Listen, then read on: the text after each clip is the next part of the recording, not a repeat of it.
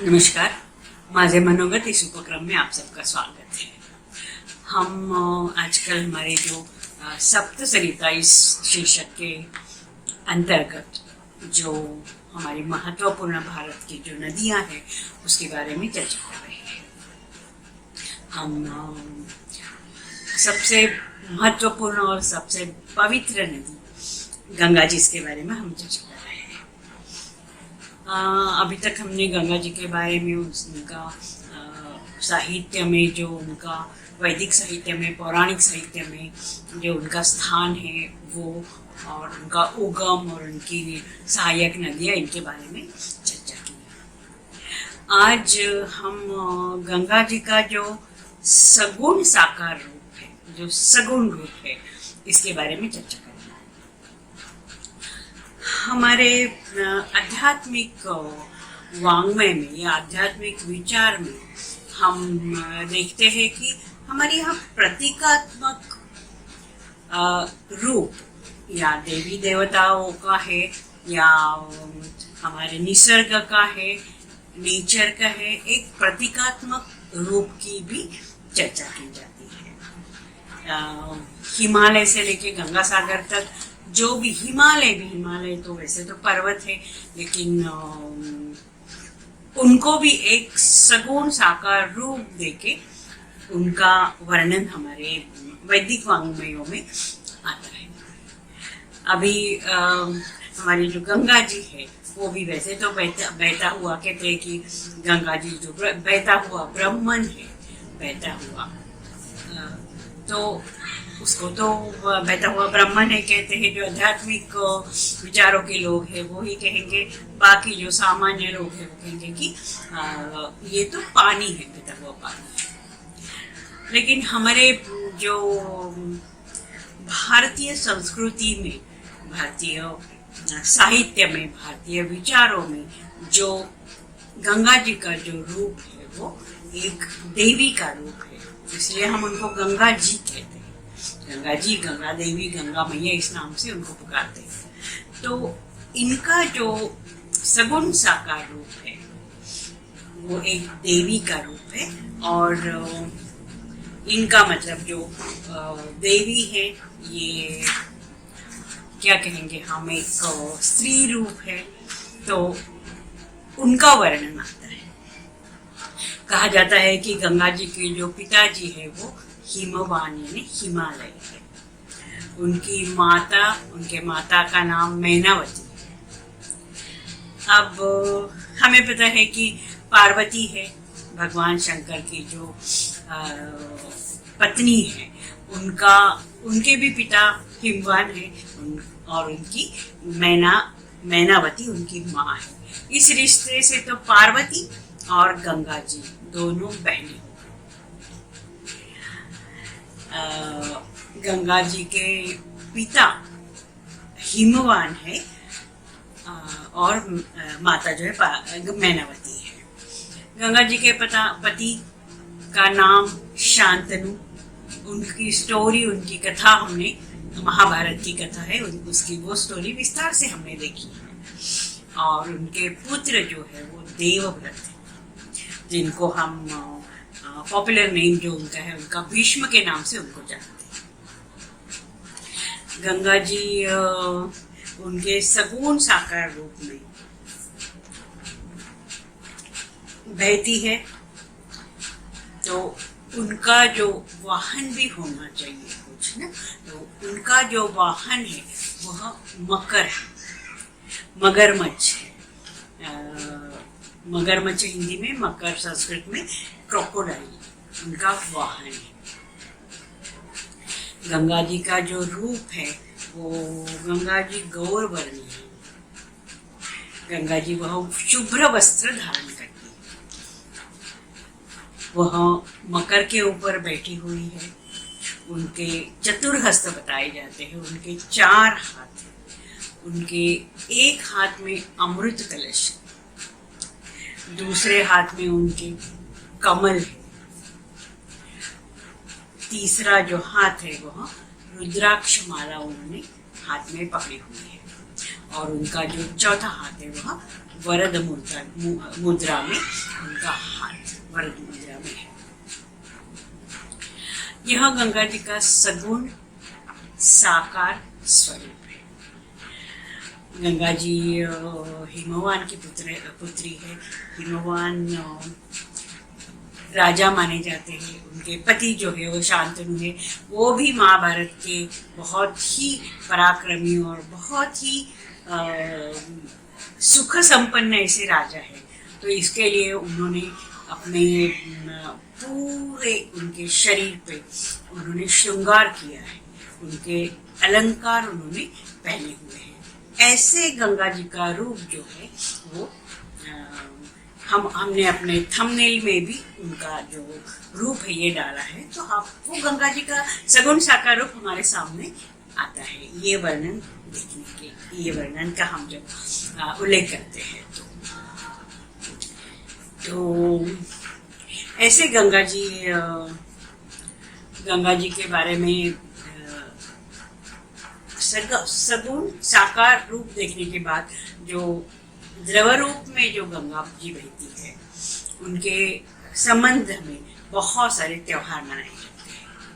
उसमें प्रमुख त्योहार है वह है गंगा दशहरा। ये वो त्योहार है, वो दिन है जब राजा भागीरथ ने गंगा जी को स्वर्ग से नीचे किया। उसको गंगा अवतरण भी कहा जाता है। वो दिन वो गंगा दशहरा नाम से जाना जाता है। ये गंगा जी के बारे में दूसरा भी एक त्योहार आता है, वो है गंगा जयंती। गंगा जयंती गंगा जी का जन्मदिन माना जाता है। शायद वो गंगोत्री से जब उनका बहना शुरू हुआ वो दिन उनका माना जाता है। ये वैशाख सप्तमी यानी वैशाख मई में वगैरह, ये मई जून अप्रैल मई जून, इसमें हमारे जो महीने जानते हैं उस समय पे ये आता है। गंगा दशहरा का पर्व है, उसको पर्व कह के वो भी बहुत उत्साह से माना जाता है। जब मैं इस गंगा जी के बारे में, गंगा जी के उत्सव के बारे में जब पढ़ रही थी तो एक अलग सी इंफॉर्मेशन मुझे मिली। आश्चर्यजनक इंफॉर्मेशन है। गंगा जी के बारे में थाईलैंड में एक उत्सव मनाया जाता है। जो थाईलैंड में तो जो भगवान बुद्ध और गंगा जी, इन दोनों का मिलके एक पर्व जो है, एक उत्सव जो है वो मनाया जाता है। और इसका नाम भी उसको लॉय क्रेथोंग इस नाम से ये उत्सव को, ये त्योहार को मनाया जाता है। बहुत धूमधाम से मनाते हैं। भगवान बुद्ध और गंगा जी का त्योहार है। ये थाईलैंड के लिए जो लोग हैं वो मनाए थे। अभी गंगा जी के बारे में एक प्रमुख उत्सव या पर्व हम कहेंगे वो है कुंभ मेला। कुंभ मेला हमको पता है कि कुंभ मेला जो है जो 12 साल के बाद एक बार मनाया जाता है उसमें। और उसके बारे में 12 साल के बाद प्रयाग में, जहाँ गंगा यमुना सरस्वती का संगम है, वहाँ ये त्रिवेणी संगम है। उस काशी में, उस प्रयाग में ये कुंभ मेला हर 12 साल के बाद होता है। और ये कहते हैं कि ये दुनिया का सबसे बड़ा पर्व है जहाँ सबसे ज्यादा संख्या में लोग जमा होते हैं, इकट्ठा होते हैं। और वो भी बिना किसी इनविटेशन से, किसी को कुछ बुलाया जाता नहीं है, किसी को कुछ आमंत्रण नहीं दिया जाता है। लोग वहाँ जमा होते हैं, इकट्ठा होते हैं। और ये जो पर्व जो है वो अलग अलग अपनी अपनी श्रद्धा की तरफ से मनाते हैं।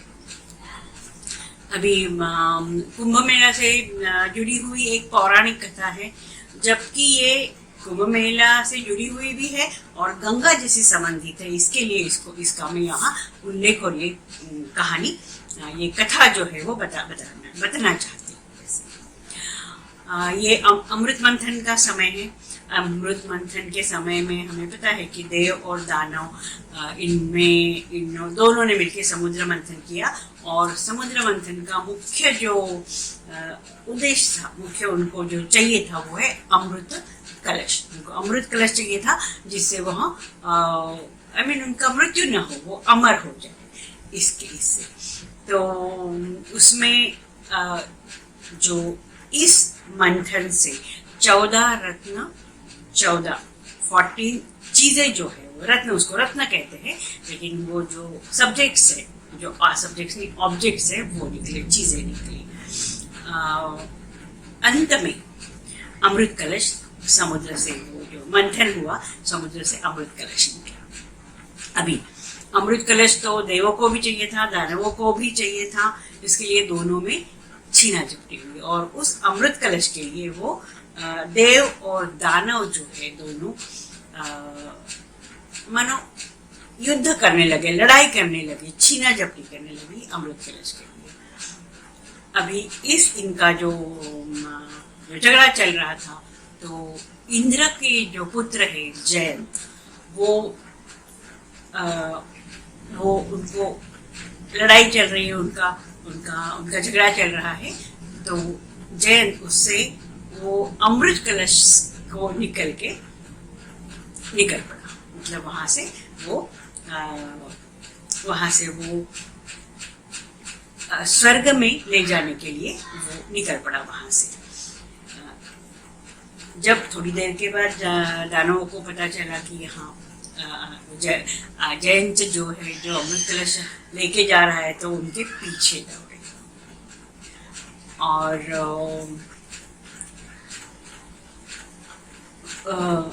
जयंत आगे जा रहा था, और उनके पीछे जो है वो दानव और देव को तो पता था कि अभी जयंत हमारे लिए ही अमृत कलश जा रहा है, लेकिन दानव उसके पीछे दौड़े। अभी ये, और इस बीच देव और दानव उनका जो युद्ध है वो 12 वर्ष तक चला। अभी 12 वर्ष वो हमारे मानवों के 12 वर्ष है, लेकिन मानव का 1 वर्ष जो होता है वो देवों के 1 दिन के बराबर होता है। तो जो 12 वर्ष युद्ध चला, तो मतलब 12 दिन उनका युद्ध चला, और 12 दिन जयंत को वो जो अमृत कलश है वो पृथ्वी से स्वर्ग में जाने के लिए 12 दिन का समय लगा। देवों के 12 दिन, मानवों के 12 वर्ष। अभी जो ये अमृत कलश जयंत ले जा रहा था, इंद्रपुत्र ले जा रहा था, तो दानव उसके पीछे आ रहे थे, और इस बीच जयंत को वो अमृत कलश संभालने के लिए, उसको कहीं छुपाने के लिए या कहीं उसको अलग रखने के लिए सूर्य, चंद्र और शनि, इन तीनों ग्रह है, उन्होंने मदद की। और इस बीच ये जो अमृत कलश ले जाने का जो रास्ता था, उसमें जयंत को वो जो अमृत कलश है वो नीचे रखना पड़ा कुछ देर के लिए। जहाँ भी ऐसे भी कहा जाता है कि वो जब ले जाता था तो अमृत कलश में से अमृत झलका और वो नीचे गिरा, वो 4 स्थानों में नीचे गिरा।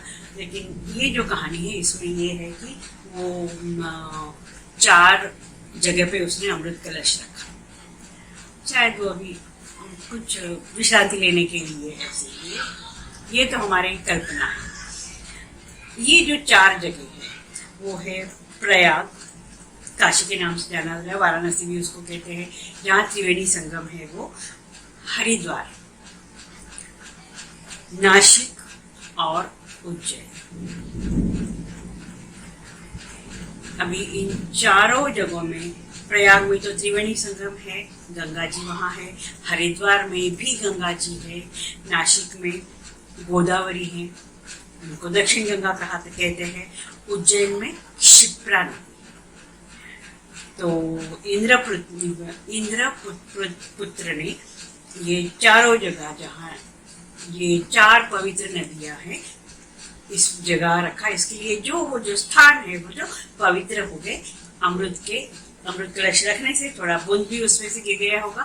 तो ये चारों जगहों पे कुंभ मेला होता है। अभी प्रयाग में तो पूर्ण कुंभ होता है 12 साल के बाद। हरिद्वार, नासिक और उज्जैन वहाँ 3 साल के बाद या 6 साल के बाद होता है, अर्ध कुंभ उसको कहते हैं। सो ये कुंभ मेला जो है वो जहाँ कुंभ मेला भरता है, कुंभ मेला जहाँ लगता है, वहाँ अमृत कलश और उसका उनका संबंध है। अभी ये इसमें एक खगोलीय भी कारण है। ऐसे जब सूर्य, चंद्र और शनि, इन ग्रहों की कुछ एक खगोलीय संयोग मिलता होता है, तब कुंभ पर्व मनाया जाता है। अब उसका साइंटिफिक रीजन है, तो उसमें तो हम नहीं जाएंगे, क्योंकि हम गंगा जी के बारे में, गंगा जी हमारा विषय है। अभी गंगा जी का जो प्रयाग में जो कुंभ मेला मनाया जाता है, कुंभ पर्व मनाया जाता है, वह माघ महीने में मनाया जाता है। माघ महीना मतलब जनवरी, फरवरी, मार्च, इसमें जो माघ महीना आता है उसमें मनाया जाता है। हम थोड़ा सा वो ग्रहों का संयोग देखें। सूर्य, चंद्रमा मकर राशि में है और गुरु मेष अथवा वृषभ राशि में जब होता है, तब प्रयाग में कुंभ पर्व मनाया जाता है। यहाँ जो गंगा जी के संबंधित है, इसके लिए ये थोड़ा सा अतिरिक्त जो इंफॉर्मेशन है। अभी गंगा जी के बारे में, तो गंगा जी त्रिवेणी संगम है, वो तो हमारे लिए बहुत ही पवित्र स्थल माना जाता है। गंगा जी का जो एक उत्सव ही कहेंगे, एक त्योहार कहेंगे, या एक रोज होने वाला वाराणसी में और हरिद्वार में और जहाँ जहाँ गंगा जी है वहाँ। लेकिन वाराणसी में जो गंगा आरती होती है, हरिद्वार में भी और वाराणसी में भी, ये जो गंगा आरती होती है उसको मतलब वो बहुत ही महत्वपूर्ण मानी जाती है। चाहे कोई भी ऋतु हो, कोई भी मौसम हो, गंगा जी की आरती रोज शाम वाराणसी के 80 नामक घाट है, वहाँ गंगा जी की आरती रोज होती है। सुबह सूर्योदय के समय पे और शाम को जो है सूर्यास्त के समय पे आरती बिना रुके, बिना एक भी दिन उसमें कोई भी उसमें अंतर न होते हुए रोज यहाँ वाराणसी में। और वाराणसी की आरती और हरिद्वार की आरती बहुत ही महत्वपूर्ण मानी जाती है। गंगा जी का जो बहता हुआ गंगा जी का जो प्रवाह है, उसके वो घाट पे, यहाँ वाराणसी में 80 घाट पे, और हरिद्वार में जो हर की पौड़ी है वहाँ जो पुजारी है, वहाँ के जो आरती करने वाले जो पुजारी है, वहाँ बहुत वो दीपक हाथ में लेके, वो बहुत ही बड़ा होता है, बहुत ही वजनदार होता है, वो हाथ में पकड़े हुए गंगा जी की आरती करते हैं। आरती के पहले शंखनाद, घंटों का नाद, घंटा वो बड़ा वाला जो है वो घंटा, उनका नाद, शहनाई का मधुर सुर, ये सब वो पूरा जो वातावरण जो है, जो एम्बियंस है, वो भक्ति से पूर्ण होता है। हजारों लाखों लोग वहाँ गंगा आरती के लिए वहाँ आते हैं और गंगा आरती का भक्तिमय जो वातावरण है उसमें अपने आप को भक्ति के रंग में रख देते हैं। मंत्रोच्चार, आरती का ध्वनि, गंगा जी के प्रवाह में वहाँ के एक वहाँ लोग वो जो दिए पत्तों में दिया रख के वो गंगा जी को अर्पण करते हैं। वो सब बड़े बड़े गंगा जी में बहते हुए जो दिए और वो दीपक जो है उसका गंगा जी में जो प्रतिबिंब होता है वो देखने लायक है। जो भक्त भी नहीं है वो देख के बहुत प्रसन्न हो जाते हैं। तो इस तरह ये जो गंगा जी है वहाँ वाराणसी के 80 नामक घाट में इसको आरती होती है। इसमें वो जो वाराणसी का जो घाट है, काशी का जो घाट है, वहाँ गंगा जी का घाट पे आरती होती है और वहाँ गंगा जी का विस्तीर्ण पात्र है। तो वहाँ लोग नावों में जाके वो पात्र से पूरा उनका जो गंगा जी की जो आरती है वो देख सकते हैं। और वो नाव में बैठ के गंगा जी की आरती देखनी वो एक अलग ही उसका अलग ही अनुभव है, अलग ही अनुभूति है। मैंने किया वो अनुभूति की है, इसके लिए मैं बता रही हूँ। बहुत सुंदर, बहुत ही अलग सा अनुभव।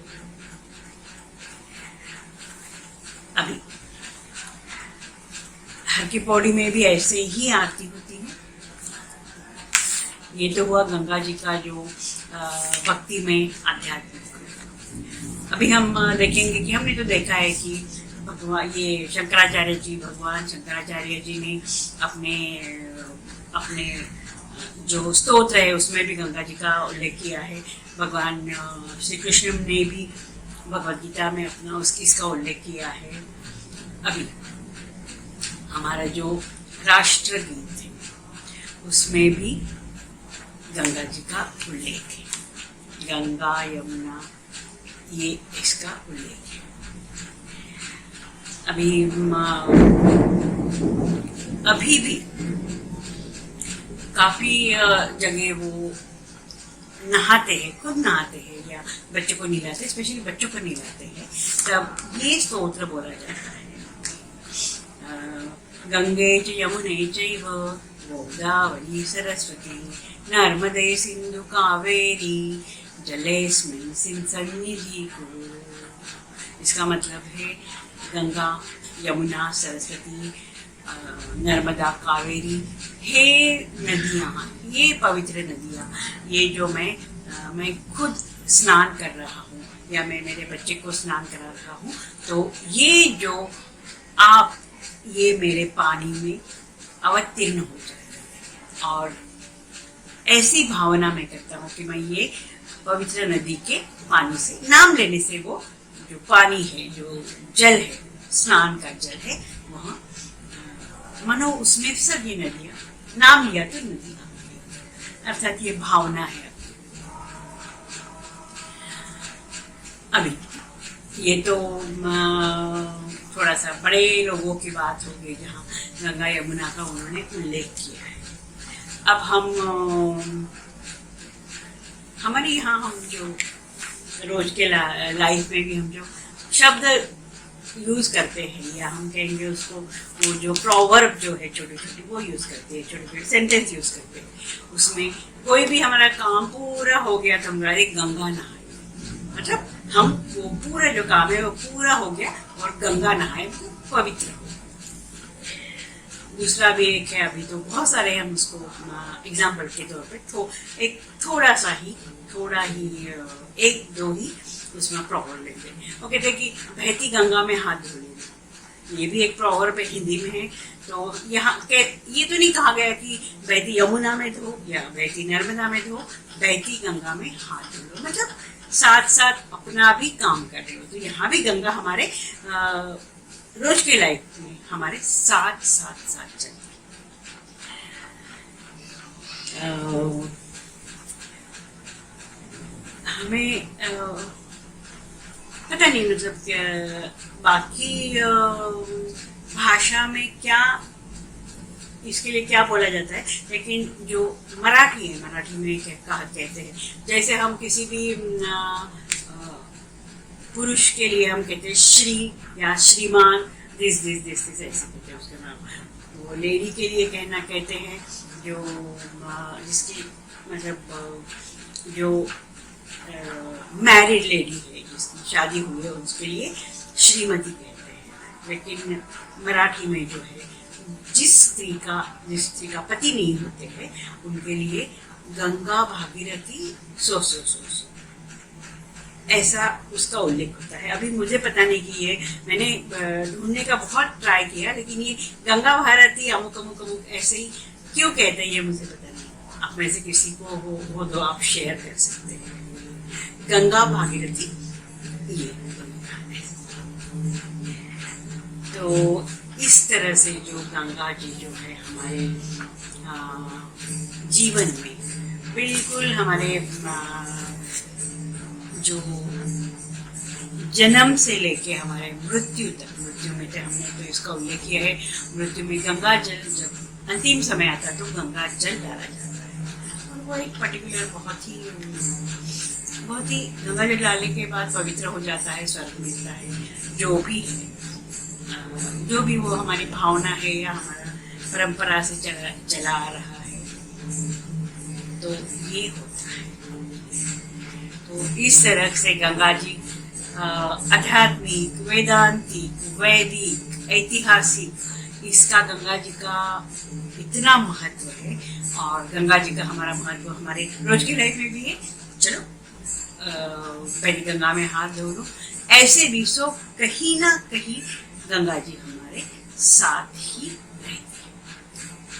सांस्कृतिक, आध्यात्मिक गंगा जी का जो ये दोनों जो गंगा जी का महत्व है, ये महत्व हमारे साथ चल रहा है। गंगा जी के बारे में जितना भी इंफॉर्मेशन है, जितनी भी चीज़ें हैं, वो मैंने अलग अलग सोर्सेस से, अलग अलग किताबों से, अलग अलग ग्रंथों से चुन के उसका एक छोटा सा कहेंगे कि एक गुलदस्ता बना के आपके सामने रखा है। आशा है कि इसमें आपको जो कुछ भी है, वो जो ज्ञान है या इंफॉर्मेशन है, वो इससे आपको फायदा होगा। ये जो ग्रंथ है वो पढ़ने की इच्छा भी मन में आ गई, तो ये भी बहुत बड़ी चीज है। आज हम यही रुकते हैं। जय गंगे बोल के आज के इस क्लास का हम अंत करते हैं। अगले क्लास में हम जो दूसरी महत्वपूर्ण नदी है यमुना, इसके बारे में हम चर्चा करेंगे। नमस्कार।